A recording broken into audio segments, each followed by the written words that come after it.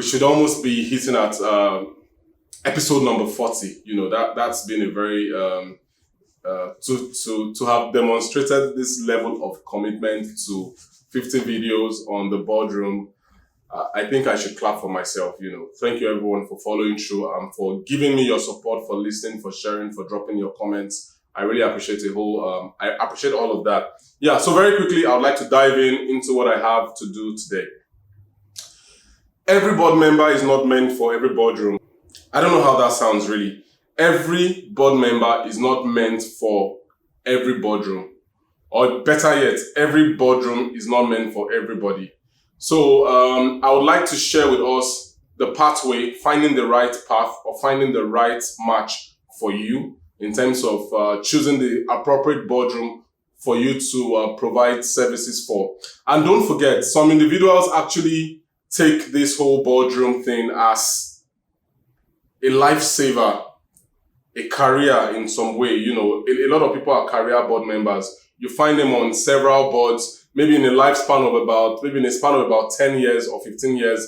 They've actually been able to provide services in over 30 boards, 50 boards. In fact, I was reading of a lady in the United States who has served over 500 boards. And I'm like, oh my God, like how did she happen to do all of this over a period of her life? Like she's more of a career board person. So she's moving from one board to another, providing one service here, building experience from one board, going to another place, and that has been how her entire life has actually turned out. So what's the boardroom pathway? I feel there are three ways there are 3 areas where you can provide boardroom services. And one of the most popular that I find out has to do with non-profit boards. Non-profit boards basically are like NGO boards. Most times if you check some NGO websites, you'll see things like advisory board members. Those advisory board members, and don't forget the word advisory, very important. Advisory board members providing service to that particular NGO. Since it's a non-profit, usually they are not paid.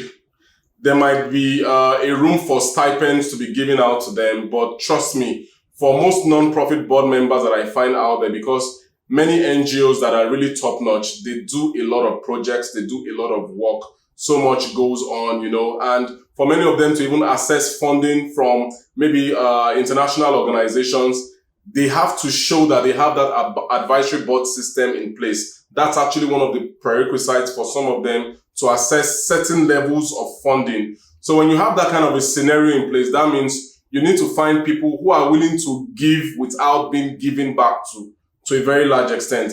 They must be individuals who are passionate about the areas in which that particular NGO is providing certain services or otherwise, so that's very important. So the non-profit board, the boardroom number 1. Then for the second boardroom, it has to do with private companies. And don't forget, private companies are actually private.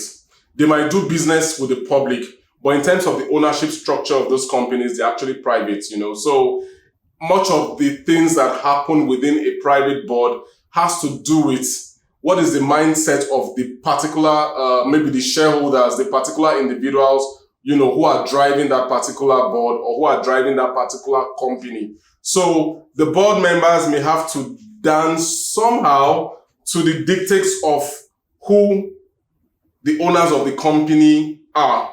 So a private board is not so much so as structured as a public company board, which is the last one we're going to be talking about, because of the influence of the owners of the company. In fact, in that particular sense, many private boards that I actually know of, just very few of them actually take out time to really look out for very core professional people. Many of them who may not necessarily even see the need, but for those that see the need, it's still my party, my person, let's get people that we are familiar with ahead on the board. Except it's such a private company like one that I actually consult for, they want to take Africa by storm. So those kind of guys are looking for the top-notch minds out there to join that particular board so that the company can actually move forward and faster. So the third board, which I've mentioned before, has to do with the public company board. That's where the action is. For most of these PLCs, like let's take for instance Access Bank. Imagine the kind of people who will be sitting down on the board of Access Bank.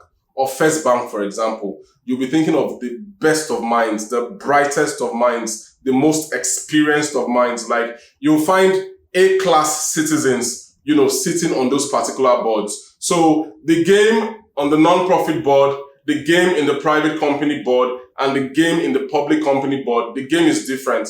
The game is entirely different for whoever is playing within that particular space. And of course, based on how everything comes from number 1, 2, and 3, the political awareness level is also entirely different.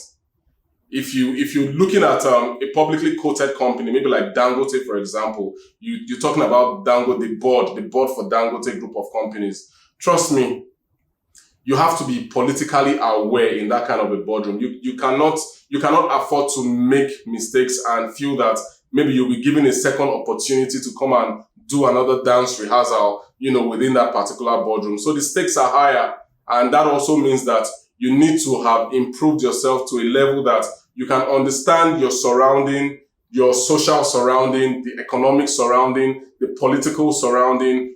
So much is expected at that particular level. So I feel that these are the different expressions or expectations.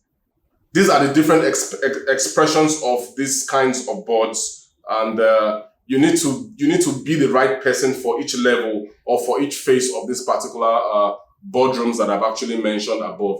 Then another thing I want to mention is this. Sometimes a company might find itself in a situation where they want to do an IPO, for example. I remember when Alibaba in the US wanted to be quoted on the New York Stock Exchange and all that. I know all the buzz that happened during that period. There was a whole lot of talk. Jack Ma had to start a new wave of, reaching out to top American companies, top individuals in the US and all that. He had to really prospect, do a lot of work, so there are special boards that are created for the purpose of these special services, like a pre-IPO board service, for example. It's a service in the US. A company wants to go for an IPO, initial public offer and all that. They want to sell shares.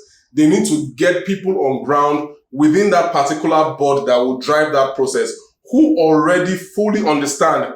Like, there's no room for guesswork at that level. A company is thinking of, okay, we want to raise maybe $20 billion, for example, from the stock exchange. They need people that understand. This one is not a case of you go and bring your brother and put on the board. No. Your brother who just has school cert, or maybe he has a master's, maybe in agriculture or something, or he has a master's in religious studies, then you now put him on this kind of specialized board. It's totally impossible. Nobody's going to take a gamble in that particular kind of space. So special purpose boards require people with laser targeted experience within that particular thing that board intends to achieve within a certain time frame. They are not boards that stay for maybe 5 years, 4 years and all that. These are like boards that might be there for like 6 months, 9 months, 12 months at the max. They are special purpose boards. I believe with these few points of mine, I've been able to drive home the point. You need to find out where you belong. And for example, I just want to share this as my own personal thoughts on this particular issue.